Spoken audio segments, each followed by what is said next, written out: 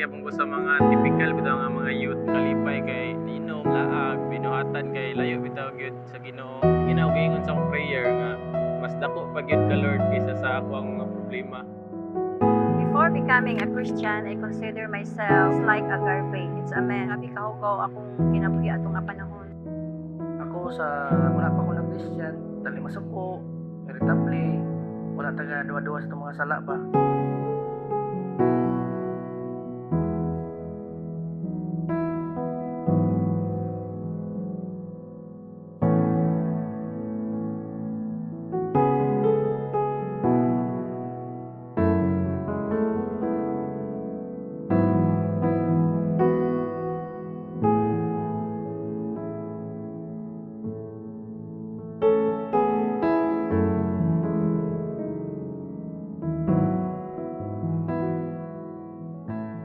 Sa una katong layo pa ko sa Ginoo, pareha ra gyapon ko sa mga typical bitaw nga mga youth nga ang kalipay kay kuan inom ana laag, ang mga binuhatan kay layo bitaw gyud sa Ginoo. Nya sa una tuo ko sa Ginoo gyud pero makaingon ko nga wala gid may relationship bitaw ni Jesus kay mo lang to. Kaila lang ko sa iya pero ang akong binuhatan layo ra bitaw siyang mga gusto. Og siyempre kay batan-on ganing ga-explore pa gid sa kalibutan. Ako sa una kay kuan gyud kaning wala bitoy break sa kanang mga worldly nga leisures bitaw mag-inom uban bisag ginsang barkada dugay kay mouli nya mo to nga makayon ko nga akong binuhatan sa una kaning layo ra gid kayo sa gusto sa Ginoo.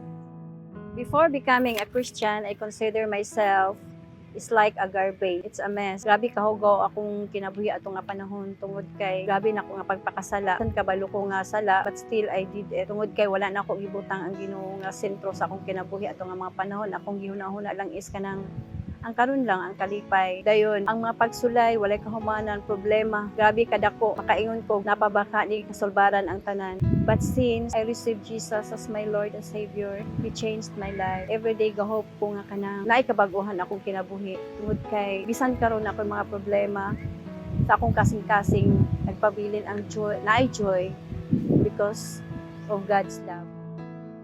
Ako wala pa ako na Christian, ang akong kinabuhi sama ra gyud sa ordinaryo nga tawo ni dali masuko, irritable, ay mga problema mo kuan ba kanang dali ra bitaw dayon kayo mairita kani murag mataranta na dayon unsay wala ka balong sa baton nana ang kuan ako sa una kani wala pa ako na Christian nya kaning kuan pod wala taga duwa-duwa sa itong mga sala ba na gitay mga sala nga murag natural lang sa tua di ta kabalo bitaw nga nakasala na dayta kay wala pa man tay ginuos tong kagalingon so para sa kuha kanang akong mga normal nga mga gakabuhat sa una abi na ko okay ra siya as tao ta pero muna ang kuan muna ang diferensya no sa katong wala pa ko na Christian sa hipod pabulog mo duol ko na yung mga problema kung wala ko kay lagi Ginoo ba kanang ako lang sa sulbad ako lang solusyon ana so inana akong kinabuhi sa una nga wala pa ko na Christian dili ko sige ampo wala ko isalig bitaw wala ko isalig sa Ginoo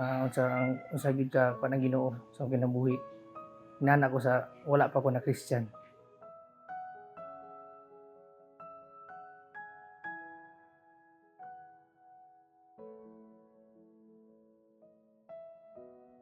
Akong kuan jud ang last nga encounter sa Ginoo kay katong last week pa gyud nakoy problema sa eskwelahan kay kuan man to nagka-conflict ang akong mga subject dugay ko na enroll ito nga dako kay ito nga problema para sa kuha kay paminaw nako gisungag ginako ang mga rules sa university ba kay nag-process kong enrollment ato murag hapit na isa ka bulan ang deadline sa enrollment nya mo tong dugay ko na enroll kay ay pa po nakita nga nagka-conflict akong subject kato ng deadline na pod sa enrollment. Grabing process na ako sa mga letters ato sa eskwelahan.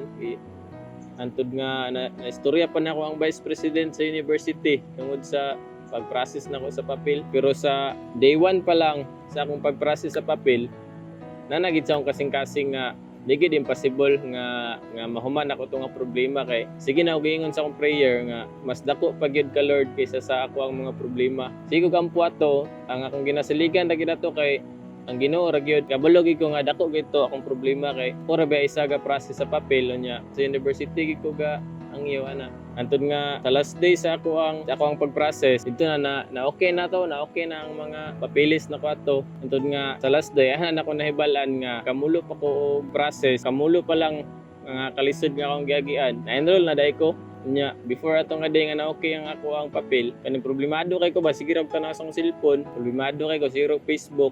Untod nga na ako nakita nga memes man to. Dito nakaingon nga usahay ginapakulbaan ra ta sa Ginoo pero di ta pasagdan. Puto nga mas ni kuan ko ato na nabuhian ko kay tungod lagi ato. Pagkaugma na okay. Puto nga dito na na-realize ba nga di gid ka pasagdan sa Ginoo bay. Samtang naguli ko ato gabaklay ko kay lakon kay ko. Mura og gitap sa Ginoo sa likod ba nga mura sig niingon sa ko nga di gid lagi ti ka pasagdan. Makulbaan man ka usahay pero ay kabala ka di ka pasagdan. Moto nga kato nga problema nako, wag ko nagtuo nga mahuman bitaw to nga ma-enroll ko nga kato ma-okay ta ang problema. Na-encounter na ko si Lord sa akong kinabuhi at tong time nga invite me sa pastor sa among tindahan kay blessing to sa among store, and then ang iyang word is about obedience and disobedience. Kuman ako paminaw ato nga word, mura ko og kanang gidunggab sa akong kasing-kasing kay grabe ang impact sa word nga disobedience tungod kay na-realize na ko sa akong kagalingon nga nabilong ko sa disobedience. Mo dito ako mangipangbati sa unang panahon nga ang mga failures, kasakit dili mawala kay gabi man ako pag-disobey sa iya ha. So kad ato nga time, gipangita na ko tong pastor, ako siyang gipasalamatan nga nakadungog ko ato nga word kay dito ko na bag-o. Second is katong invite ko sa Jamsi sa church anniversary. Grabe na ko ka blessed ato nga time, atong pag-anniversary sa Jamsi kay kanang ang ilang treatment sa ako aba bisan og bisita ra ko pero kanang na-feel na ko ang love. Kabalo ko nga osa to ka paagi sa Ginoo nga magtuklod sa ako nga magbalik-balik ko kada Sunday sa Jamsi kay gusto ang Ginoo nga mabag-o nga akong kinabuhi tungod kay love ko niya. Grabe ang iyang love sa ko ato nga panahon. Dili siya gusto nga kanang pagpadayon ko og kana bitang pagpakasala iya kong gibira. Motong pag-abot na ako sa ani nga Jamsi, dito gyud na ko na encounter ang Lord, ang Ginoo sa akong kinabuhi.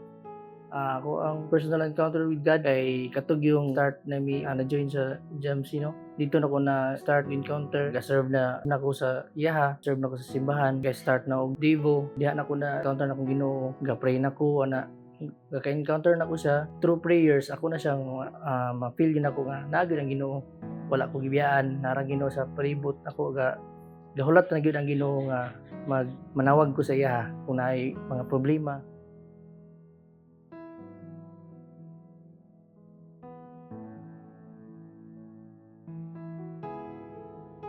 Dako jud ang pasalamat kay naapil ko sa Jamsi Maramag. Dako jud kabaguhan sa akong kaugalingon kay dito na ko na-realize nga ang importante gid sa kinabuhi dili ang inom-inom, ang laag-laag, barkada, ang trail. Dito na ko nahibalaan nga ang pinaka-importante gyud ang Ginoo. Kay og wala pud siguro ko search karon, murag nagpadayon pa ko sa akong daan nga kinabuhi nga ato sige laag, inom ug ako kabalo basig nisamot pa to karon. Basig lost na kay ko karon o tungod pud sa Jamsi Maramag dito na ko na differentiate unsay kalayan sa happiness ug joy kay sa una kaning mabaw ra kayo nga kalipay gyud ang ako ang gakasinati pero karon nga sige na og simba duol na ko sa Ginoo lahi ra gyud ang kinabuhi nga na kay Ginoo ug tinud-anay gyud ang kalipay kung kauban ang Ginoo.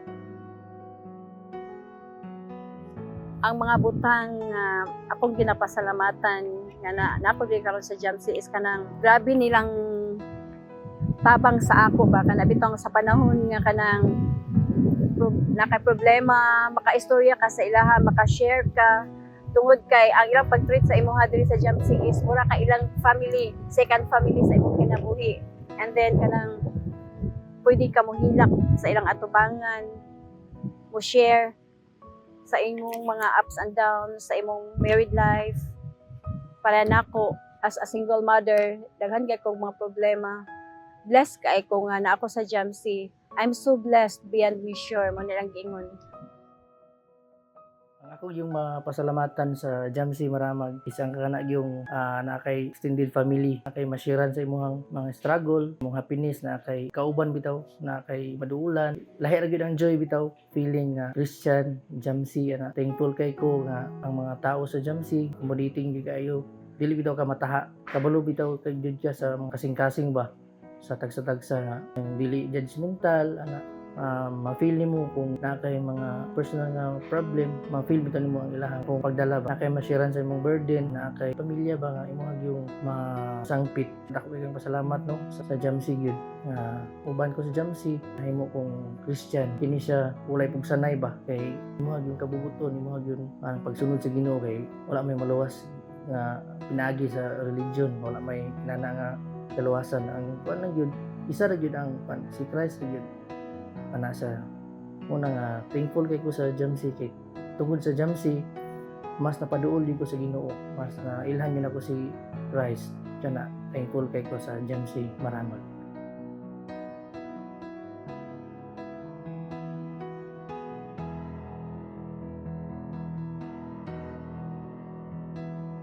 Tigig kayo ang pag-reach out sa ubang tao kay siyempre ang number one magid nga mission nato diri sa kalibutan kay pag-share sa word sa ubang tao para maluwas pud sila kay para sa tuwa karon mapasalamaton na kita kay napaduol na ta sa Ginoo. Wala ta napaduol sa Ginoo kung wala pud ta na-sharean og gospel sa ubang tao. Muna nga karon daghan pa kayog tao diha nga lost pa gyud unya gapangita og kalipay bisag asa pero luoy kayo kay dili gid nila makitaan ang kalipay nga ilang gipangita. Muna nga kung natoy opportunity nga maka-share sa word sa Ginoo, importante gid kayo nga spread nato ug unsa nga good news ang atong nadunggan sa una mo na nga nainganit ta karon og siyempre gusto pud sa Ginoo nga daghag maluwas o di man na mahitabo kung di na to ikalat ang iyahang mayong balita kita mo share sa ubang tao. Mao to nga importante pud kayo kay daghan og tawo nga maparehas ato karon nga makalingkawas, makahawa sa mga kinabuhi nila sa una nga mga dili maayo kay wata kabalo kana sila. Gusto po dahil nila nga maotro ilang kaugalingon pero wala sila kabalo asa sila magsugod na nga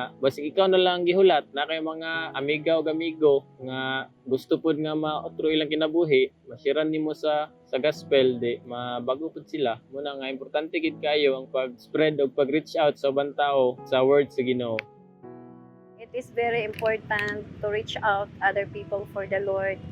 Tungod kay mo ni gusto sa Ginoo nga atong isangyaw ang iyang maayong balita ngadto sa uban tungod kay daghan pang mga tao nga nagkinahanglan. Daghan pang tao nga wala pa nakaila sa Ginoo hangtod karon ug mao nang kita kailangan nato silang tabangan para pod ma-receive nila ang salvation sa ilang kinabuhi. We need to serve and praise the Lord ug ibutang gyud nato siya nga sentro sa atong kinabuhi.